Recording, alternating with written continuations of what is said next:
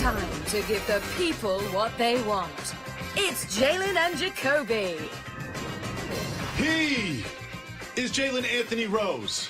What up, Dow? I'm David Dowling Jacoby. And on the cool check-in. Together we are Jalen and Jacoby. What is it that we do, Mr. Rose? We gonna be what they want. Joel Embiid was giving everybody what they wanted on Wednesday night in the Staples Center. He was Euro-stepping. He was swatting people. He was finding his teammates. He was shooting threes. He had the entire Lakers team in the palm of his hand and won over the nation with a 46-point, 15 rebound, 7 assist, 7 block stat line that made NBA history. This is after he scored 36, after he scored 32 and 16 on the Clippers. Jalen, is Joel Embiid the king of Los Angeles? Modern-day version of Hakeem Olajuwon. That's been spoken into this microphone before. And I want to break down his game from a blank canvas. We get so caught up in his terrific personality, the way he's engaging on social media. He has fun quotes to the media. He's great. But his actual basketball game Better. is throwback. It's almost ugly at times. It's modern at the same time. And it's everything. beautiful. His elbows are everywhere. Footwork. His knees are everywhere.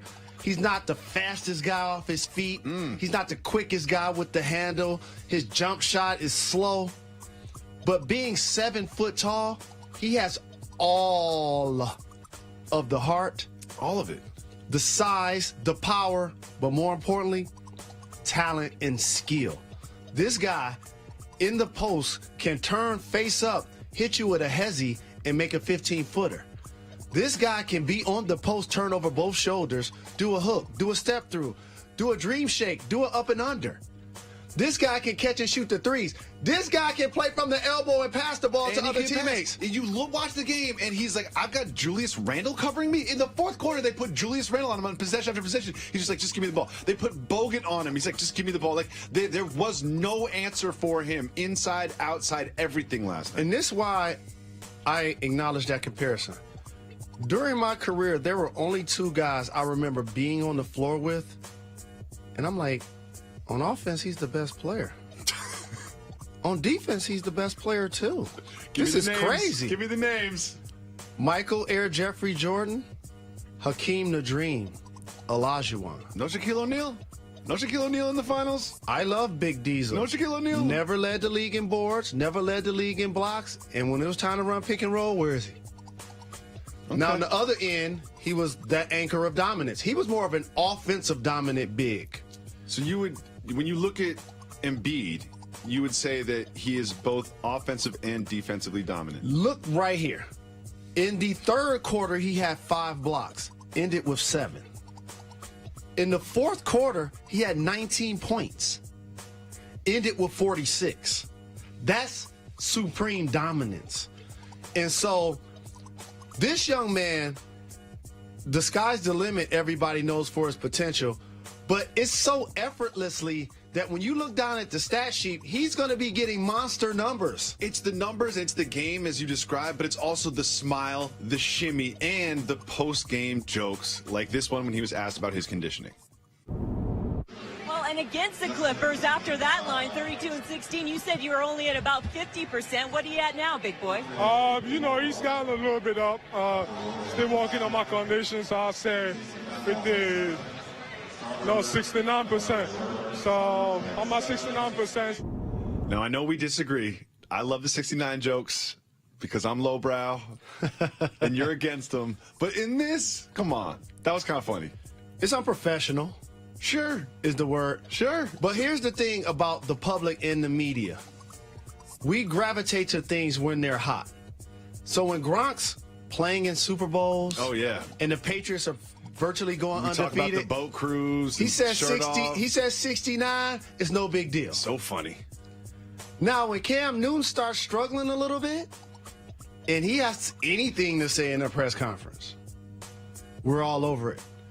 And so, since he has gained the equity of the media by being an open book, And that's something athletes and entertainers and public figures and or adults should always take heed to.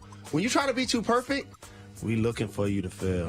It can't be all of that perfect. It's something with you. You creeping, you texting. We want to find out that there's something wrong with you. We want to find out that you're relatable, that you've got flaws, and that you're vulnerable. He's already came out and let us be known that he's going to be himself. So he's smashed anything that now people can say, aha, I got you. But that was just, in one word, it was unprofessional. I don't think he'll do that again, especially talking to a young lady. Well, on Wednesday night also, across the country, the Cavs beat the Hornets 115-107. The Cavs look pretty good. LeBron throwing alley-oops to Dwayne Wade, little vintage LeBron there. He had 31 points, and he sealed the game with a steal and a dunk right here. You'll see it. LeBron being LeBron. And then after, he spoke with our homegirl, Cassie Hubbard. Let's listen to LeBron. How would you describe your mood, LeBron, in this game? It might be a couple Arthurs going out tonight. Can we stop with the Arthurs? Like, it's a cartoon for children that he put up a stale meme about, and now we're still talking about Arthurs. Are Arthurs getting stale, Jalen? Arthurs was stale from the beginning on this program. Yes. Now, LeBron's performance was outstanding. Looking on the other side real quick, because we don't cover this team much, while he's averaging the most rebounds that he has in 4 years, 14, and averaging double-figure points, Dwight Howard, based on longevity and accomplishments, is going to the Hall of Fame. We know. And he's going to be one of those players that you go through his entire career, and if he doesn't find a way to be the guy that's dominant playing in the all-star level consistently, he's going to be somebody that people like, how did he get in? He's going to be there. We know that, Jay. Michael Kidd-Gilchrist, improved jump shot. Kemba Walker, one of a handful of guys averaging 20 and 6. But Frank the Tank Kaminsky, he's playing for both teams. Like, seriously, I wanted to look and see what the line of the game was and see if he was betting on it. Like, seriously, like, he got to step his game up as a guy that went in the first round, and they need a lot out of him up front. No true surprise about the Cavs. We get a chance to talk about them all of the time. Of course. And when we come back, we have some very, very interesting and revealing quotes from NBA Finals MVP Kevin Durant. I didn't see if MJ had on the extra big pants. I should have been paying attention. You can assume that he had on the extra big What about pants. 2 hoops? It's probably 1 hoop. You can't give yourself a nickname. You can't buy your own statue. I think it's egomaniacal. It's what? Egomaniacal. I met him once. I'm trying to think of the real pronunciation. Egomaniac? Egomaniacal. You can tell they just said it into our ear because we said it at the same time. It's egomaniacal. we are the dumbest radio hosts.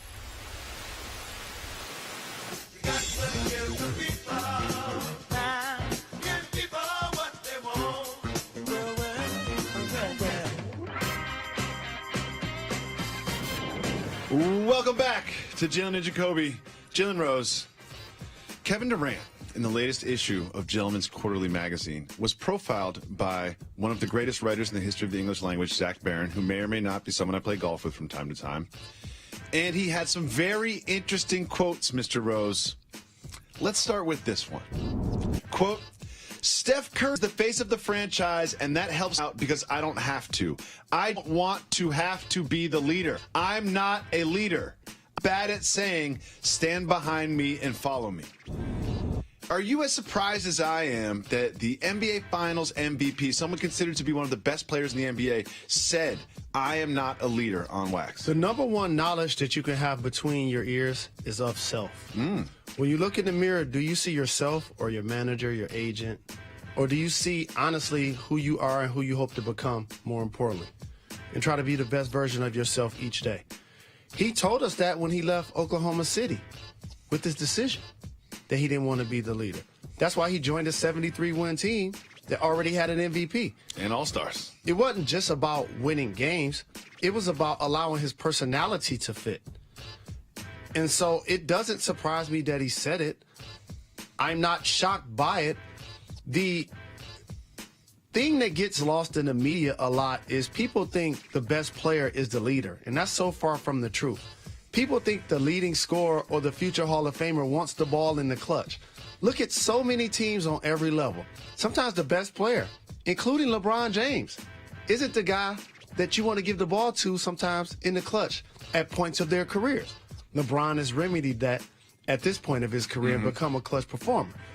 And so I'm not surprised, and I'm glad he was honest and open about it. I just find it strange for him to say, I am not a leader. You know what I mean? I think that it's one thing to say, well, people lead in different ways, and I'm not a vocal leader, or I lead by example, or I let my basketball do the talking. But just to straight up be like, I'm not a leader, it's just an interesting thing to say. And you say that knowledge of self is the most important thing, but you have to be pretty self-actualized. You have to be understanding of who you are to even say that to somebody, especially a reporter. But also, look at it from this lens. He's not married. He doesn't have kids. He now doesn't have the responsibility of everybody always looking to him and judging him off of what he says and does, because he already let it be known. I ain't the leader. You know, I like to keep expectations low. No question about it. No low. question about it. And so I have no problem with it. And again, he's just being true to who he is. Now, this I found really interesting. This is probably the most interesting thing in the article. We all know what happened this summer when Kevin Durant, from his own account, was replying to someone else on Twitter, speaking about Kevin Durant in the third person and disparaging the roster of the Thunder and saying how could he win with those guys and all that. We all remember that. Huge controversy. Everyone assumed that he had a second account that he thought he was tweeting from. He told Zach Barron, the writer of this, that he does not have a second account and that he was sleepy. And it was during a disassociative moment in which he responded in the third person. He said, quote, "It just felt like I was on the outside looking in at a conversation. I had to walk in and just be like, nah." Jalen, why is he saying that he was sleepy and that he defended himself in the third person because he was disassociating himself? Sometimes people get delusional, and you tell yourself the same lie so many times you actually start to believe it. How many times have you woken up from a nap, been a little sleepy, and just started disparaging your old teammates on Twitter? Just how many times have you done that in the third person? How many times have you done that? I think having the burner account is corny. But what ends up happening is we take too much stock in what other people have to say when we truly don't understand the trials and tribulations that they're personally dealing with in their lives. But you make a good point, because you talk about knowledge of self. Like we just talked about the leadership thing, and it's like it's understanding of who you are and owning who you are in your own actions. But the same person that said, I am not a leader, and shows that knowledge of self and reveals themselves, denies that he has a burner account and kind of made up what I think is a story about what happened during that. Like, it seems like he's still at odds trying to figure himself out. Is that fair? I think he's young. And what ends up happening as you grow and you mature, you try to figure which path is going to make me the most happy, but more importantly, going to allow me to continue to maintain my sense of self-worth while achieving my goals. And going to Golden State put him in a position to do that basketball-wise. To your point, it seemed like he's still trying to iron that out personally. I wish him the best. This was also interesting. Of course, he's being compared to LeBron. They faced each other in the finals. He was the MVP. They guarded each other. And here's what he said about LeBron James, quote, 4 years older than me, so he's still the big homie. I'm on the same level as a basketball player. Off the court, I learn a thing from you. But as a basketball player, I feel like it's 1A, 1B, and that's an accomplishment for me. Jalen Rose, do you think it is 1A, 1B between Kevin Durant and LeBron James in the NBA? That was spoken via KD and through you, and I'm still unclear, which is why I'm going to ask. I took that as he felt like he's 1A. Is that how you took it? I was going to ask that. He never clarifies, but to me, it seemed like he put himself as 1B. That's a great question. When you heard me say that from his mouth, it was, I'm 1A, LeBron is 1B. When I read the quote, it looked like he's saying that he's 1A, but really I know the definition of what he was trying to say was that he's 1B, yes. And that's an accomplishment for me to be on that level with his big homie, somebody he can learn things about off the floor. Would you say it's more accurate between Durant and LeBron to say that it is number 1 and number 2, or 1A and 1B? They're the same thing. Apples and oranges. That's a good point. It's like one's in front of the other. It's 1 and 2, whatever. But Kawhi's in the conversation, and I know he's not playing right now, and it's easy to forget about how good that guy is. But I remember being in the gym, and it was game 1, and the Spurs were up 20 against the Warriors before Zaza Pachulia took over and hurt Kawhi. Well, he did mention, KD did during this article, that he was still salty about the Thunder giving away his number. And he talked about how him and Russ have this relationship and all of that. And obviously, KD and Russ will be forever linked together. But Russell Westbrook will also be forever linked with someone else. Jalen, I know you have a strict policy against people getting portrait tattoos of other people that are not in their phone and that are still on this earth. Take a look at this tattoo from a Thunder fan. Look at that. So, I know you have a policy against this, but that looks so realistic and high definition and dope that will you make an exception on your policy for this particular scowling Russell Westbrook tattoo? What I will say, great work by the artist. Great work by the artist. Every dollar that he was paid, he earned. That is excellent. Terrific All the work. beads of sweat and the scowl. But people got to pump the brakes on getting these portrait tattoos. Like, I understand things change over generations, and yet there's nothing new under the sun, but it's getting out of hand.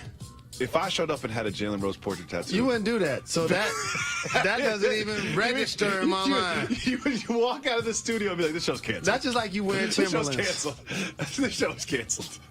When we come back, if we are not canceled, we're going to retire another word. And this one is very special to us. We'll explain after this. Game changing.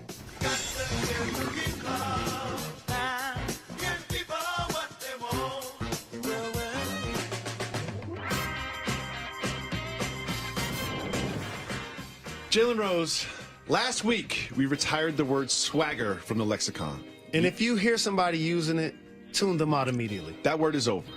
This week, we're retiring another word, and this one is much more important to the two of us. What do you call this item of clothing? That is a V-neck, or an undershirt, I would call that. What do you call this one?